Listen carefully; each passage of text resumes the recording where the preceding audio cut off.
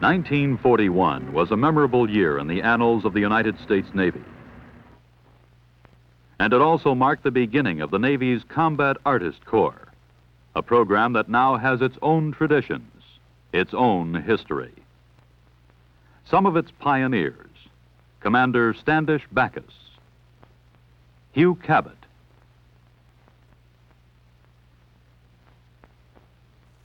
and Commander Griffith Bailey Kowali, the first official Navy artist on active duty. And since there have been many others that through their creative dexterity have truthfully recorded those vivid points in time that make history. Because of this effort, millions of people in America's towns and cities have had the advantage of viewing the full spectrum of Navy history over the past quarter century. Reminders from the past. Midway, Coral Sea, Tarawa, Salerno and Omaha Beach, Seoul, the Yalu River, and today, the strange names of Southeast Asia: Chulai, Da Nang, Na Bay. In 1964, the program added a new dimension by utilizing the talents of non-military artists. And this is how one combat artist tells his story. The point in time, May 1967, on the flight deck of the veteran carrier USS Hancock off the coast of Vietnam. To me, the most unforgettable feature of carrier operation is the fantastic number of men required behind the scenes. With 900 men directly engaged in air operations, many hundreds more below deck seldom see this hustling deck activity.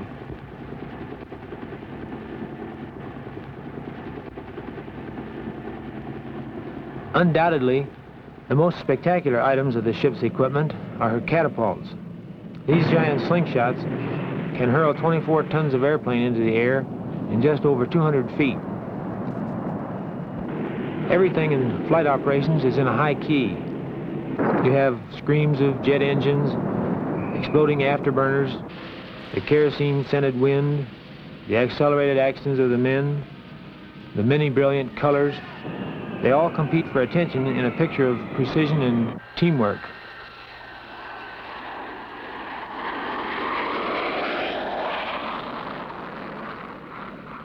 With each launch, mission responsibility is focused on a handful of men with the job of disrupting southward flow of enemy war supplies.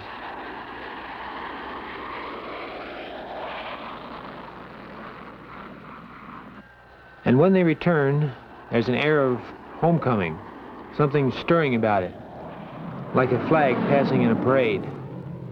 Whatever it is, you can't watch it sitting down.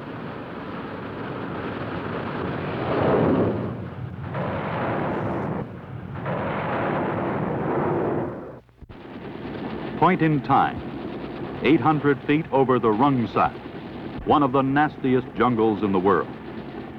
This 400 square mile area, lying between Saigon and the sea, is a treacherous network of dense jungle and waterways, and the site of extensive Viet Cong activity.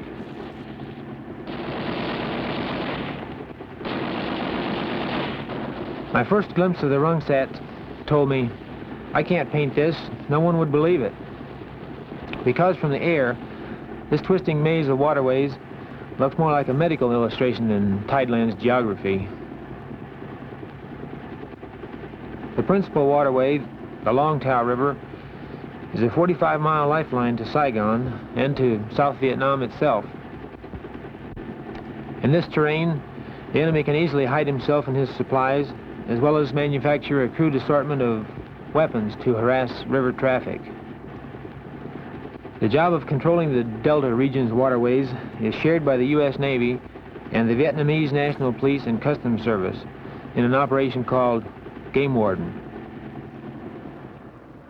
And from this riverbank office, the senior American advisor directs the Rung Sat activities of our river patrol boats and minesweepers, the mainstays of Operation Game Warden. Point in time with the Sea Wolves, the Navy's first and only light helicopter attack squadron, as unique and deadly as their environment. Here at the Na Bay Naval Base on the fringe of the Rungsat, as well as from ships deployed throughout the Delta, these small gunships give Operation Game Warden the quick reaction firepower to counter Viet Cong activity. In a typical helicopter airstrike, a forward air control aircraft discovers and marks a VC bunker with a smoke grenade. Now the helicopter moves in and sprays the target area with all 6 machine guns to suppress enemy fire.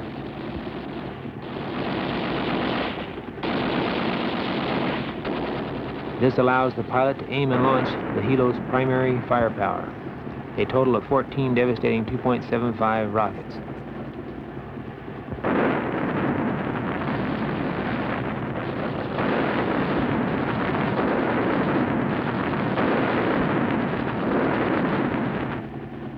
But this isn't all the Sea Wolves do. They are frequently called upon to pick up VC prisoners,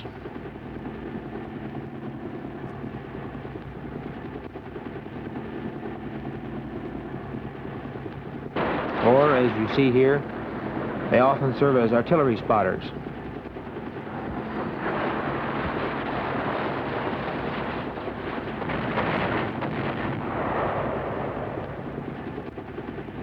And as daylight fades, Sea Wolf action reaches its peak when the legitimate river traffic is halted by a nightly curfew.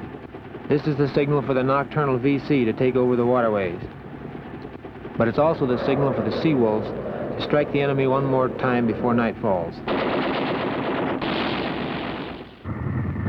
Point in time. A penetration mission deep in Viet Cong-held territory with the Navy SEALs, an organization considered to be the most deadly combat team in military history. This is a new breed of Navy man, and as a highly specialized countermeasure against enemy Delta operations, their harrowing storybook tactics are becoming legendary examples of fighting quality and discipline. Nighttime in the Rungsat is no longer the uncontested domain of the VC. The SEALs are there too. Mobility, stealth, highly developed self-control, and refined covert tactics are their fighting tools by which they gather the vital information necessary to counter daily enemy activity.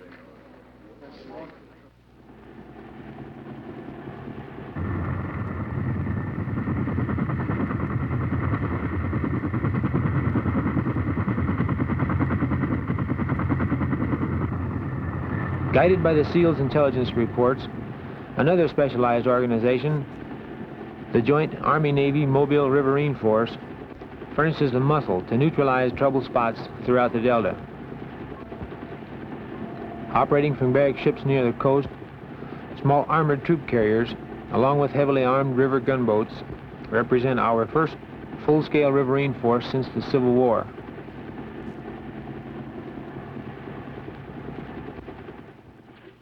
Point in time. The Marine Corps Air Station, Chu Lai, with one of the Air Force Tactical Air Control Units. These small, highly maneuverable O-1C aircraft are fittingly called bird dogs, in the sense that they seek out and pinpoint targets with smoke rockets as a guide to attack aircraft. Forward air control is an essential ingredient in performing close air support for ground forces, since today's high-velocity aircraft does not permit the pilot adequate time for target identification. Once the target is marked, the bird dog must quickly make an exit to make way for the Phantom jets attacking with 750-pound bombs.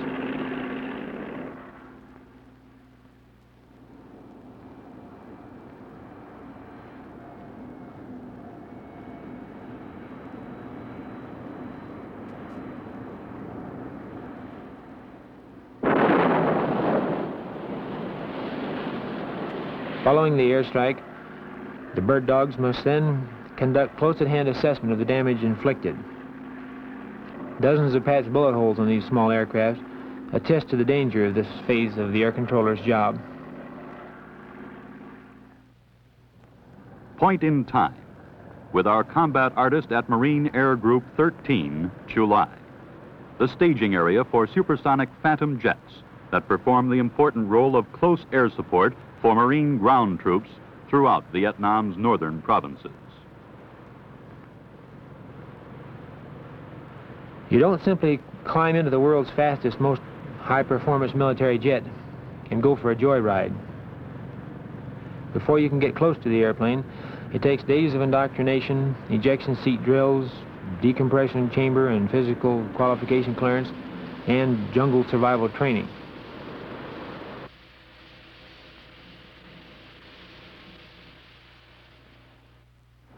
But at 18,000 feet, at 200 miles from the target, it's difficult to believe you're in the center of a military conflict with the stillness and sheer beauty that surrounds you. Even the familiar demilitarized zone, the center of bitter fighting, looks peaceful below.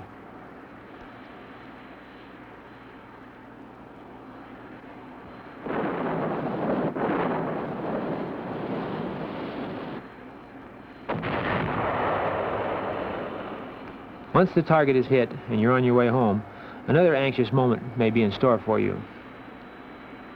Phantom jets absorb fuel at a startling rate and often require fueling in flight by Marine C-130 flying gas stations, a delicate and precise maneuver.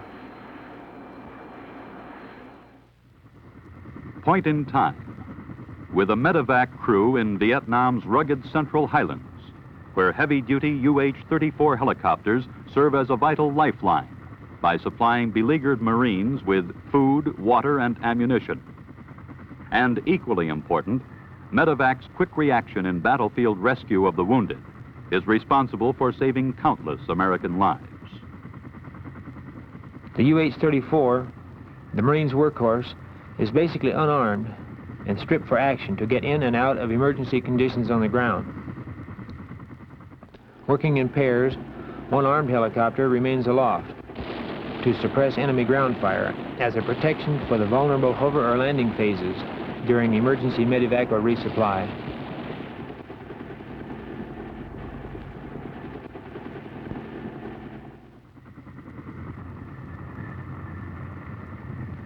Also, medevac's military missions are frequently interrupted to alleviate civilian emergencies in the numerous villages beneath their flight path.